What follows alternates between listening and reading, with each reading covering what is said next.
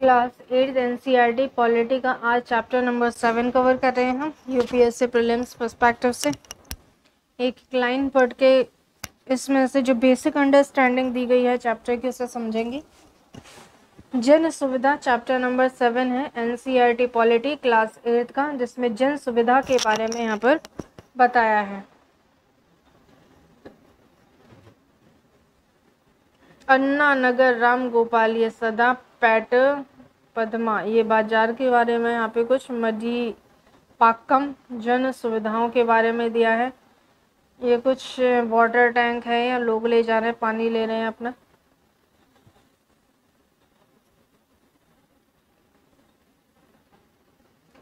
यहाँ पर इन्होंने दिया है कि चेन्नई के लोग और पानी।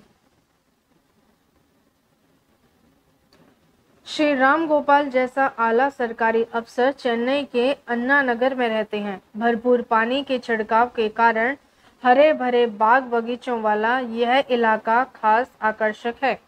यहाँ के नलों में 24 घंटे पानी रहता है।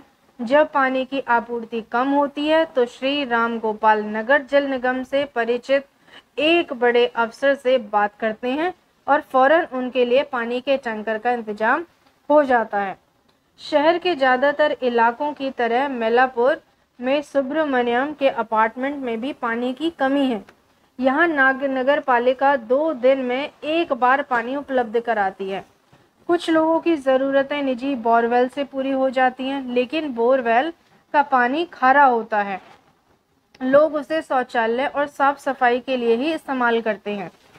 दूसरे कामों के लिए टैंकरों का पानी खरीदना पड़ता है। सुब्रमण्यम टैंकरों से पानी खरीदने के लिए हर महीने 500-600 रुपये खर्च करते हैं। पीने के पानी को साफ करने के लिए लोगों ने घरों में ही जल शोधन उपकरण लगवाए हुए हैं। मडीपाक्कम एक मकान में शिवा पहली मंजिल में किराए पर रहता है। उसे 4 दिन में पहली बार पानी मिलता है। 4 दिन में एक बार पानी मिलता है। पानी की कमी के कारण वह अपने परिवार को चेन्नई नहीं ला पा रहा। पानी के लिए शिवा बाजार से पानी की बोतलें खरीदता है। पद्मा घरेलू नौकरानी है। ये सदा पेट में काम करती है और पास ही एक झुग्गी बस्ती में रहती है। उसकी झुग्गी का किराया 650 रुपये माहवार है और उसकी झुग्गी में ना तो शौचालय है, ना ही पानी का अन्य स्रोत है। इस तरह 30 झुग्गियों के लिए कोने में एक ही नल है। इस नल में रोज 20 मिनट के लिए एक बोरवेल से पानी आता है। इस दौरान एक परिवार को ज़्यादा से ज़्यादा 3 बाल्टियां भरने का मौका मिलता है। इस पानी को लोग नहाने, धोने और पीने के लिए इस्तेमाल करते हैं। गर्मियों में पानी इतना कम हो जाता है कि कई परिवारों को पानी ही नहीं मिलता। उन्हें टैंकरों का घंटों इंतजार करना पड़ता है।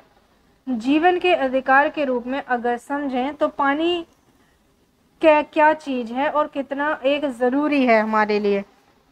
जीवन के अधिकारों के रूप में पानी, जीवन और स्वास्थ्य के लिए पानी आवश्यक है। न केवल यह हमारी दैनिक ज़रूरतों को पूरा करने के लिए है, बल्कि पीने के लिए साफ पानी बहुत सारी पानी से होने वाली बीमारियों को भी रोक सकता है। भारत की स्थिति यह है कि जिन देशों में दस्त, पेचिश, हैजा जैसी बीमारियों के सबसे ज़्यादा मामले सामने आते हैं, उनमें उसका स्थान काफ़ी ऊपर आता है। पानी से संबंधित बीमारियों के कारण हर रोज़ 1600 से ज़्यादा भारतीय मौत के मुंह चले जाते हैं। उनमें से ज़्यादातर 5 साल से भी कम उम्र के बच्चे होते हैं। अगर लोगों के पास पीने का पानी सहज रूप से उपलब्ध हो तो इन मौतों को रोका जा सकता है। भारतीय संविधान के अनुच्छेद 21 के अंतर्गत पानी के अधिकार को जीवन के अधिकार का हिस्सा माना गया है। इसका मतलब यह है कि अमीर गरीब हर व्यक्ति का अधिकार है उसे सस्ती कीमत पर दैनिक ज़रूरतों को पूरा करने के लिए पर्याप्त मात्रा में पानी मिले। कहने का मतलब यह है कि पानी तक सार्वभौमिक पहुंच होनी चाहिए। दूसरे शब्दों में सबको पानी मिलना चाहिए। सार्वभौमिक पहुंच का मतलब है कि सबको पानी मिलना चाहिए शुद्ध पीने का। आर्टिकल 21 के अंतर्गत भी पानी के अधिकार को जीवन का अधिकार का हिस्सा माना गया है। ये इम्पोर्टेंट पॉइंट है प्रीलिम्स के लिए। यहाँ पर भारतीय संविधान में अनुच्छेद 21 के अंतर्गत पानी के अधिकार को जीवन के अधिकार का हिस्सा माना गया है।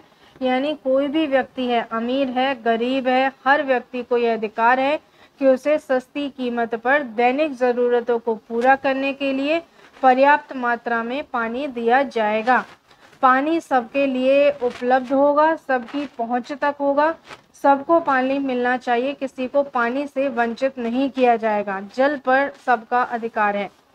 उच्च न्यायालय और सर्वोच्च न्यायालय ने कई मुकदमों में ये कहा कि सुरक्षित पेयजल का अधिकार भी मौलिक अधिकारों में से एक है।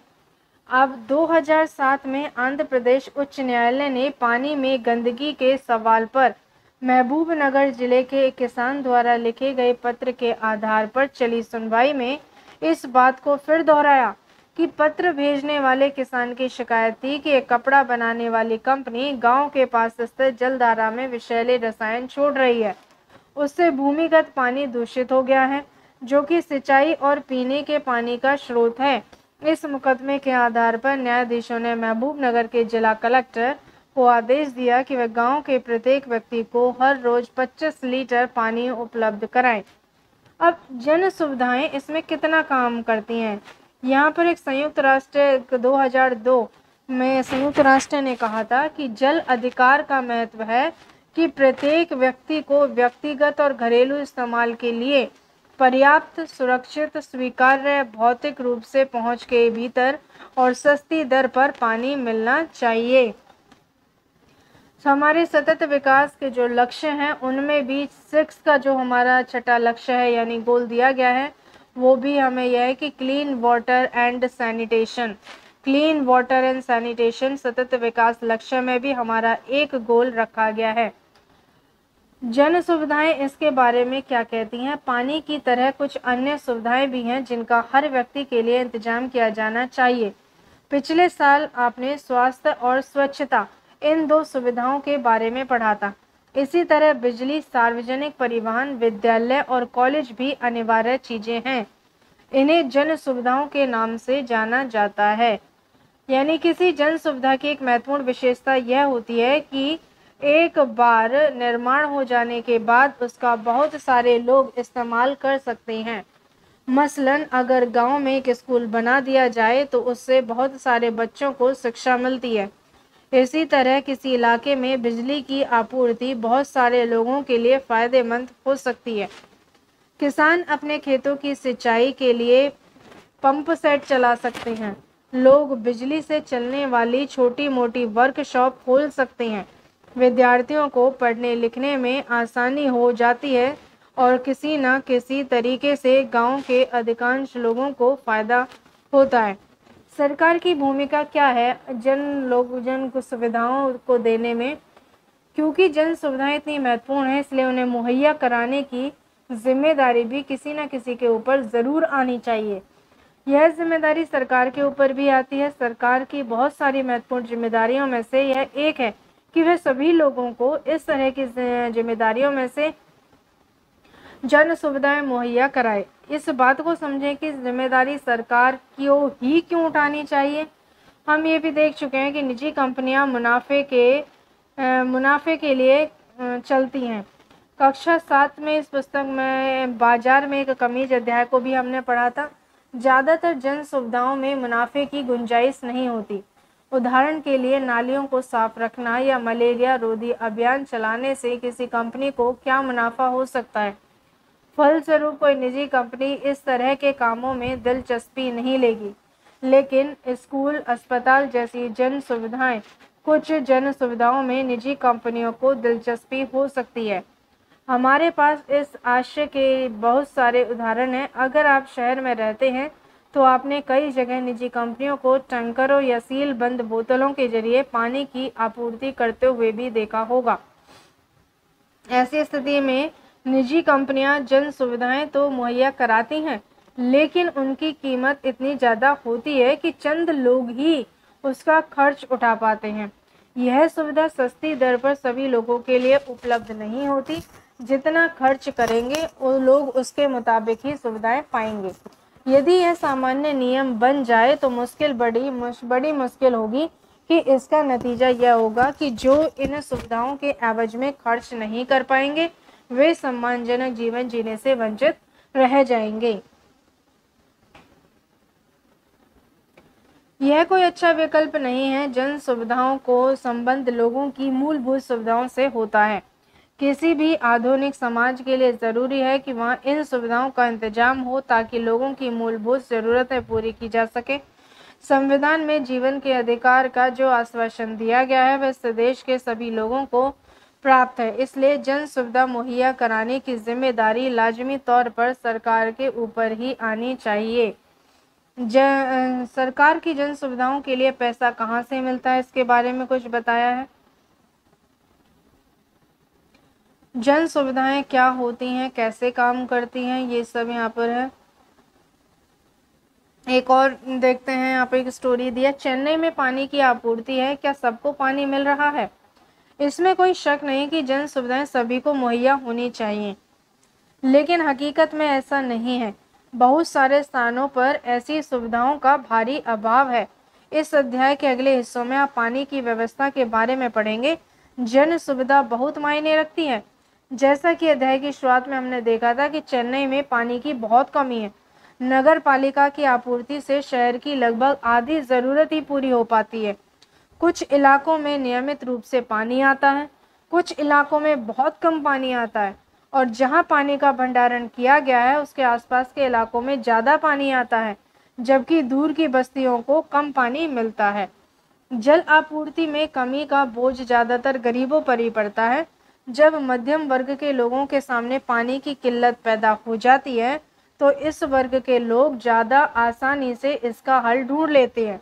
वे बोरवेल खोदकर, टैंकरों से पानी खरीदकर या बोतल बंद पानी खरीदकर अपना काम चला लेते हैं। पानी की उपलब्धता के अलावा कुछ ही लोगों को सुरक्षित पेयजल तक पहुंच है। इस बात पर भी निर्भर करता है कि कोई व्यक्ति कितना खर्च कर सकता है। इस तरह संपन्न तबके के पास ही ज़्यादा विकल्प होते हैं। वे बोतल बंद पानी और जल शोधक उपकरणों के सहारे साफ पानी का इंतजाम कर सकते हैं। इस मद में खर्च कर सकने के कारण उन्हें साफ पानी मिल जाता है, परंतु गरीब इस सुविधा से वंचित रह जाते हैं। ऐसा लगता है कि जिन लोगों के पास पैसा है उन्हीं के पास पानी का अधिकार है। यह स्थिति पर्याप्त और स्वच्छ पेयजल उपलब्ध कराने के लक्ष्य से बहुत दूर है।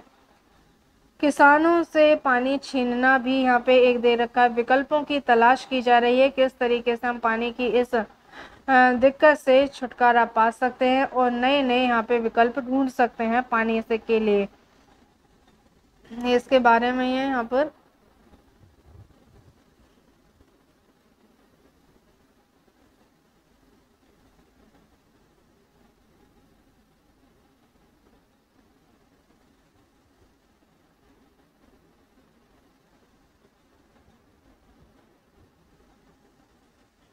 चलो, विकल्पों की तलाश है। सस्टेनेबल सिटीज एंड कम्युनिटीज, ये हमारा सस्टेनेबल डेवलपमेंट गोल 11 में दिया है।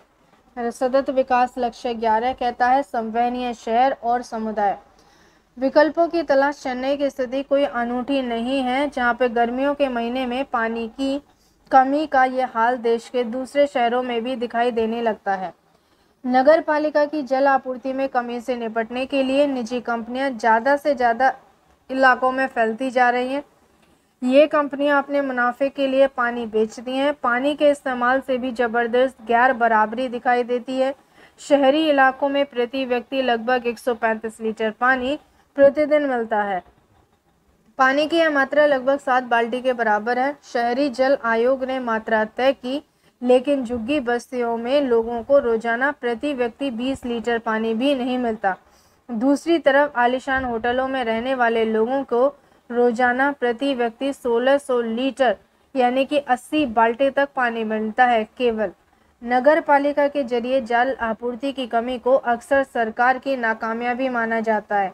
कुछ लोगों की दलील भी है कि सरकार ज़रूरत के हिसाब से पानी मुहैया नहीं करवा पा रही और बहुत सारे शहरी जल विभाग घाटे में चल रहे हैं। इसलिए जल आपूर्ति का काम निजी कंपनियों को सौंप दिया जाना चाहिए। उन्हें लगता है कि निजी कंपनी ज़्यादा बेहतर काम कर सकती हैं। अब इस पर और दलीलों का क्या कहना है? इस दलील की रोशनी में डाली है कुछ लोगों ने। इस पर कहा गया है कि दुनिया भर में जल आपूर्ति की जिम्मेदारी सरकार पर रही है। निजी जल आपूर्ति व्यवस्था के उदाहरण बहुत कम है। दुनिया में कई ऐसे क्षेत्र हैं जहाँ सार्वभौमिक जल आपूर्ति लोगों तक पहुंच चुकी है। नीचे बॉक्स में भी कुछ यहाँ पे इन्होंने दिया है, जैसे पोर्तो एलेग्रे में सार्वजनिक जल आपूर्ति की गई। यह है Porto Alegre. Porto Alegre Brazil का एक शहर है। इस शहर में बहुत सारे लोग गरीब हैं, लेकिन गौर करने वाली बात यह है कि दुनिया के दूसरे ज़्यादातर देशों के मुकाबले, शहरों के मुकाबले यहाँ शिशु मृत्यु दर बहुत कम है। यहाँ नगर जल विभाग ने सभी लोगों को स्वच्छ पेयजल मुहैया करा दिया है। शिशु मृत्यु दर में गिरावट के पीछे यह सबसे बड़ा कारण है। यहाँ पानी की औसत कीमत कम रखी गई है, गरीबों से केवल आधी कीमत ली जाती है। विभाग को जो भी फायदा होता है उसका इस्तेमाल जल आपूर्ति में सुधार के लिए किया जाता है। जल विभाग का काम पारदर्शी ढंग से चलता है। विभाग को कौन सी योजना हाथ में लेनी चाहिए, इस बारे में लोग मिलकर तय करते हैं। जनसभाओं में जनता प्रबंधकों का पक्ष सुनती है और जल विभाग की प्राथमिकता तय करने में वोट के जरिए फैसला करती है। जहां जल आपूर्ति की जिम्मेदारी निजी कंपनियों को सौंपी गई, ऐसे कुछ मामलों में पानी की कीमत में भारी इजाफा हुआ है। यानी अगर निजी कंपनियां पानी की पूर्ति करती हैं तो वो पानी की कीमत को बढ़ा देती हैं। इस कारण बहुत सारे लोग हैं कि पानी का खर्चा उठाना संभव नहीं हो पाता है। ऐसे शहरों में लोगों के विशाल प्रदर्शन हुए हैं। जैसे देखा जाए तो बोलिविया में भी देशों में दो दंगे फैल गए, जिसके दबाव में सरकार को जल आपूर्ति व्यवस्था निजी हाथों में छीनकर दोबारा अपने हाथों में लेनी पड़ी। भारत सरकार में भी जल विभाग की सफलता के कई उदाहरण रहे हैं, लेकिन उदाहरण कम ही है। उनकी सफलता कुछ क्षेत्रों में ही सीमित दिखाई देती है। मुंबई के जल आपूर्ति विभाग अपने खर्चों को पूरा करने के लिए जल शुल्क के जरिए पर्याप्त पैसा जुटा लेता है। हाल ही में एक रिपोर्ट से भी पता चलता है कि हैदराबाद में जल विभाग के दायरे में इजाफा हुआ, उसकी आमदनी बढ़ी। चेन्नई में जल विभाग ने वर्षा जल संचय के लिए एक नई योजना शुरू की ताकि भूमिगत जल स्तर सुधार लाया जा सके। वहां पर पानी की ढुलाई और वितरण के लिए निजी कंपनियों की भी सेवाएं ली जा रही हैं, लेकिन पानी के टैंकरों की दर सरकारी जल आपूर्ति विभाग की तय करता है और वहीं उन्हें काम करने की इजाजत देता है। इसलिए इन टैंकरों को अनुबंधित कहा जाता है। ये यहाँ पे दिए गए हैं किस तरीके से ये लोग हैं ट्रेन में जा रहे हैं। मुंबई के उपनगरीय रेलवे की एक अच्छी सार्वजनिक परिवहन प्रणाली है। यह दुनिया का सबसे घना यातायात मार्ग जो कि मुंबई में चलता है। रेलवे रोज 65 लाख यात्रियों को एक जगह से दूसरी जगह ले जाती है और 300 किलोमीटर से भी ज़्यादा लंबा इनका नेटवर्क है जहां पर ये रेलगाड़ी चलती है। इन स्थानीय ट्रेनों के जरिए दूर दूर रहने वाले लोग भी शहर में काम ढूंढने आते हैं। इस बात पर भी गौर करें कि शहरों में रहने सहने की भारी लागत के कारण साधारण मेहनतकश लोग शहर में नहीं रह सकते हैं। स्वच्छता संबंधी सुविधाओं का भी विस्तार है जो कि सरकार करती है। यहाँ पर हमारे लिए पाखाने शौचालय, उन्होंने हैरानी से कहा, हम तो बाहर खुले में जाकर अपना काम निपटा लेते हैं। लेटरिन तो तुम्हारे जैसे बड़े लोगों के लिए होती है। अछूतों की शिकायतों को याद करते हुए महात्मा गांधी का वक्तव्य राजकोट स्वच्छता समिति 1896 का है। ये पीने के साफ पानी के अलावा यह भी जरूरी है कि पानी से फैलने वाली बीमारियों को रोकने के लिए स्वच्छता का ध्यान रखा जाए। लेकिन भारत में स्वच्छता सुविधाओं का दायरा तो जल आपूर्ति से भी छोटा है। 2011 के सरकारी आंकड़ों से पता चलता है कि भारत के 87% परिवारों के पास पेयजल की सुविधा उपलब्ध है, जबकि स्वच्छता सुविधाएं घर के भीतर शौचालय या 53% परिवारों में ही उपलब्ध है। यहाँ भी ग्रामीण और शहरी इलाकों के गरीबों की स्थिति ज़्यादा कमज़ोर दिखाई देती है। गैर सरकारी संगठन यहाँ पे इन्होंने कुछ बनाए हैं। ये संगठन है जैसे सुलभ इंटरनेशनल पिछले लगभग 5 दशक में निम्न जाति निम्न आय वर्ग लोगों के सामने मौजूद स्वच्छता के अभाव की समस्या से निपटने के लिए कोशिश कर रहा है। इस संगठन ने 8500 से ज़्यादा सामुदायिक शौचालय इकाइयाँ और 15 लाख से ज़्यादा घरेलू शौचालय बनाए हैं, जिससे 2 करोड़ लोग इन सुविधाओं का लाभ उठा रहे हैं।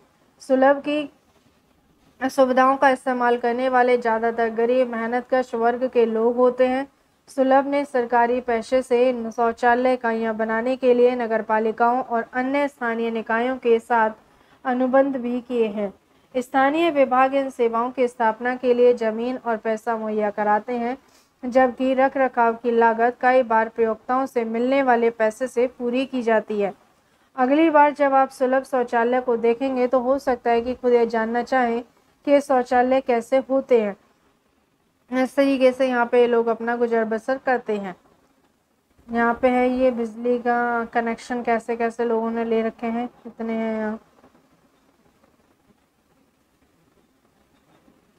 इन सब चीज़ों को देखते हैं तो जिस तरीके से हमने चेन्नई के अंदर देखा और भी कई जगह देखा है, मुंबई के अंदर भी देखा हमने, आंध्र प्रदेश में देखा, पानी की कमी को किस तरीके से पूरा किया जा रहा है। पानी की कमी जो कि कई बीमारियों का भी यहाँ पे पानी की कमी से कई लोगों की मौत हो जाती है। और अगर गंदा पानी वहाँ पे है, साफ़ पानी नहीं है पीने के लिए, तो कई बीमारियों को जन्म देता है।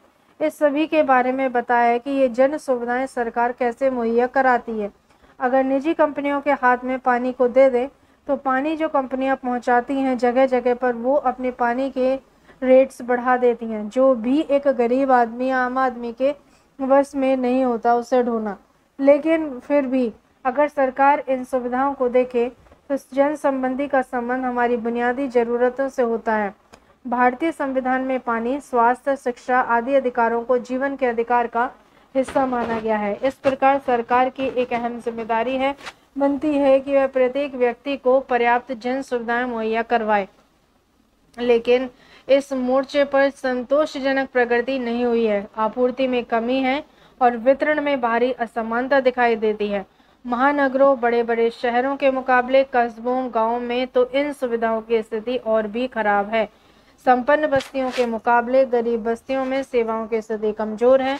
इन सुविधाओं को निजी कंपनियों के हाथों में सौंप देने से समस्या हल होने वाली नहीं है।